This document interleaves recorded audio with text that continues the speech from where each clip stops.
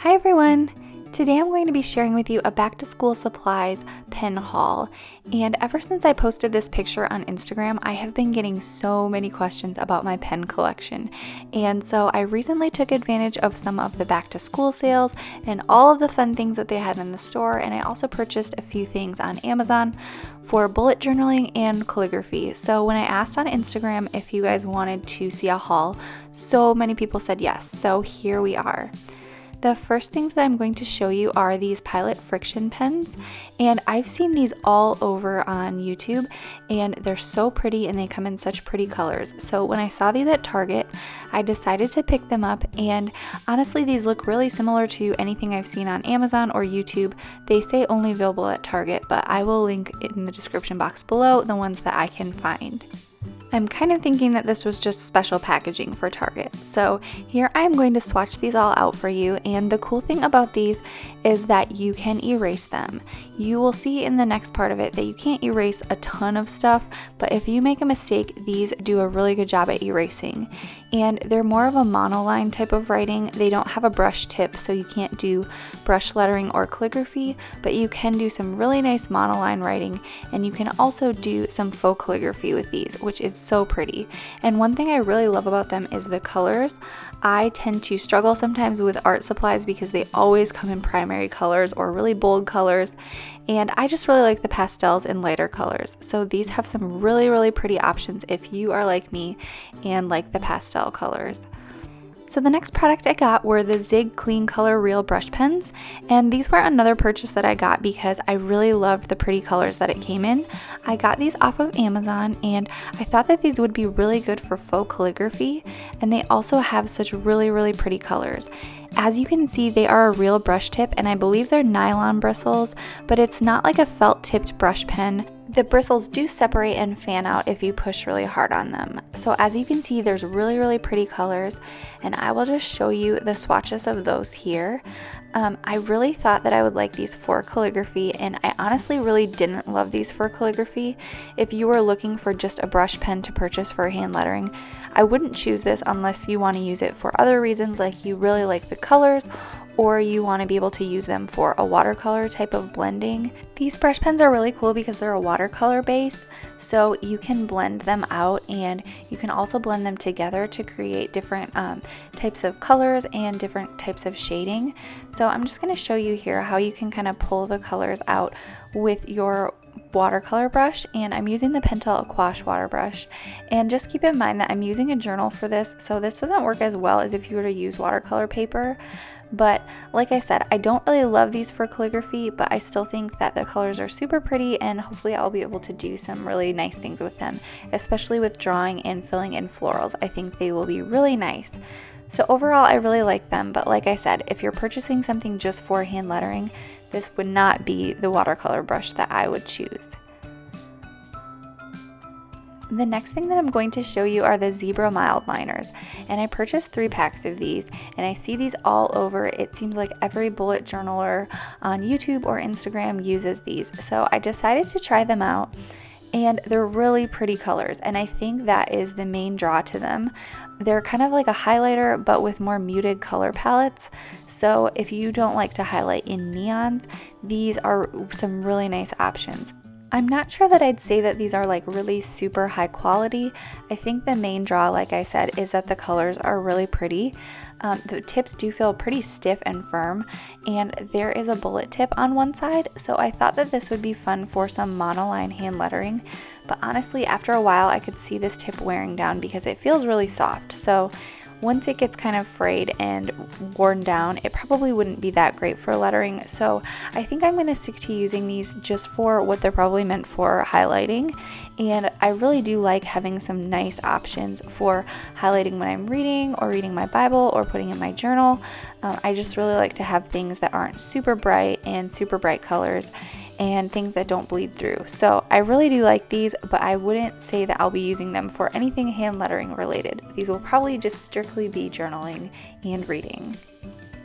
The next thing that I'm going to show you are these Tombow dual brush pens, and these are not a new product to me. I use them all the time, but most of the colors that I really like are frayed. So when Michaels had these on sale, I picked up a pack that had some greens and blues that I really liked.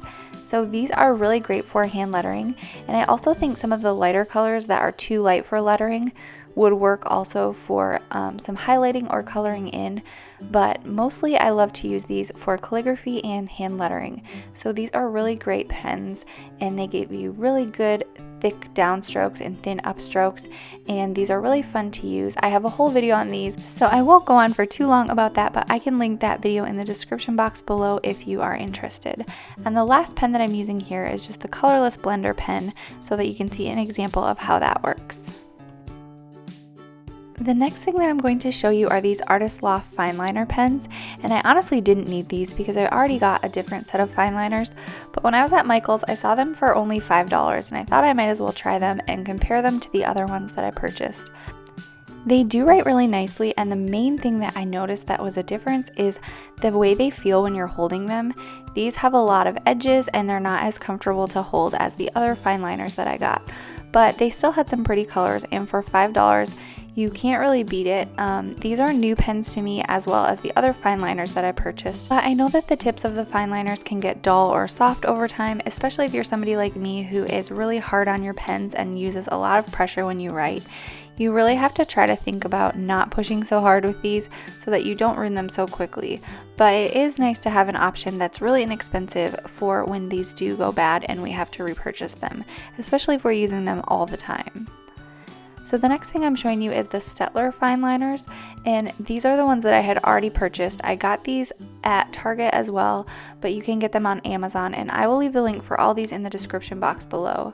These do come with a case that you can prop up if you want to leave your pens in here, but honestly I will probably take them out and put them away with all of my other pens. So these are a little bit different of a grip, and they just feel a lot nicer when you're holding them. The tips do feel like a little bit different sizes, but it's really similar, so it didn't bother me any between the two. But I really like the way this feels when you hold it a little bit more than the other one.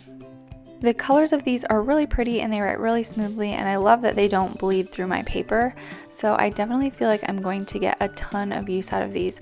I can already see these being one of my favorite go-to pens for writing in the future. So here's the comparison between the two. As you can see, they're really similar, and they do have different colors, but there are a lot of similar colors as well. So I think for $5 for this pack, especially if you use a Michael's coupon, is probably a pretty good deal and nice to have on hand. The next thing that I'm showing you is the Crayola Supertips, and yes, I bought the 100 pack. I already use these markers for calligraphy and hand lettering, and I really like them, and they're also really nice because they can kind of double as a highlighter depending on the way you hold them. So I decided to just go ahead and get the 100 pack so that I could have the huge variety of colors, and right now they're on Amazon for only $15, so if you have Amazon Prime, that is a really good deal for 100 different markers. So here I'm just going to swatch them all out for you, and yes, there are a lot. I did put these next to my other ones that I have. That's just a smaller pack that I got from the store, and for some reason one of them is a little bit longer than the other, so I don't really know if there's a difference between the markers if you buy the larger pack versus the smaller, but there's nothing really obvious that I can tell, just that there was a little bit of a size difference in the length of the markers. But I definitely think it was worth it to buy the 100 pack because there are so many pretty pastels in this pack. I absolutely love using these for calligraphy, and I use them so much when I'm teaching on YouTube and Instagram, so I do tend to probably go through my markers a little bit faster than the normal person, especially because these, when you're pushing really hard to do calligraphy with them, you can kind of damage the tips eventually, but since they're so cheap, it's kind of okay, and we will definitely get $15 worth of use out of them. Next, I'm just going to show you a quick example of how I like to use these for hand lettering. These are a really great option if you are a beginner to hand lettering because they're so inexpensive and you're not trying to work with something that's really difficult or for more advanced hand lettering. If you want to learn hand lettering, I would definitely recommend trying these out. The next thing I'm going to show you are these Faber-Castell watercolor pencils, and I love these. I'm not sure how much I'll use them for actual watercolor because I don't do a lot of sketching with colored pencils, but they're really soft. So if you like to use colored pencils, these feel really nice when you write with them versus some colored pencils that just kind of feel hard and don't give you a really nice rich color. These feel really nice, and the fun thing is that if you do decide to color in with them, you can add some water over to the top of them and turn them into a kind of watercolor art. And like I showed you with the other video, you can also blend these together for some shading and different colors, and these just blend really, really nicely. So I really like these, and I'm super excited to use these in my bullet journal. The next product is this set of rulers that I purchased for bullet journaling. I actually got them to be able to create squares and circles a little bit quicker. It takes me a really long time, especially to line these up and get them looking nicely when I'm doing my bullet journal layouts. So I thought that this would be a little bit easier way for me to be able to make those squares and circles just go really fast instead of it being such a tedious process when I'm putting in 31 of them for every day of the week. Because I love the way it looks, and I love the functionality of having boxes to check off during my week, but it also takes forever to do them by hand. So I'm hoping this speeds things along a little bit. The next thing is this Strathmore Watercolor Paper, and I got this at Target.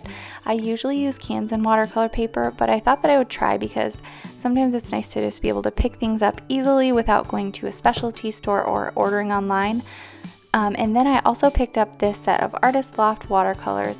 I've used these before, but I wanted to make sure that I got the right ones because I'm doing a watercolor comparison post soon, and I wanted to make sure to be able to compare some cheaper products with some of the more expensive ones that I use as well. And the last thing that I'm going to show you is just another sketchbook that I picked up.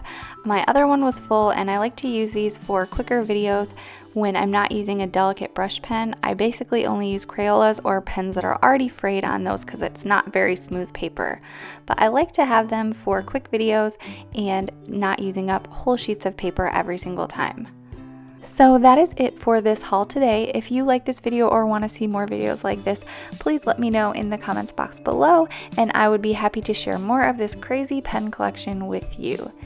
Be sure to subscribe if you aren't already for more videos, and if you are on Instagram, you can find me there at howtohandletter, where I post all things about hand lettering, bullet journaling, and different ways to do creative lettering and techniques. So thank you so much for watching, and I hope you have a wonderful day. I will see you in my next video. Bye.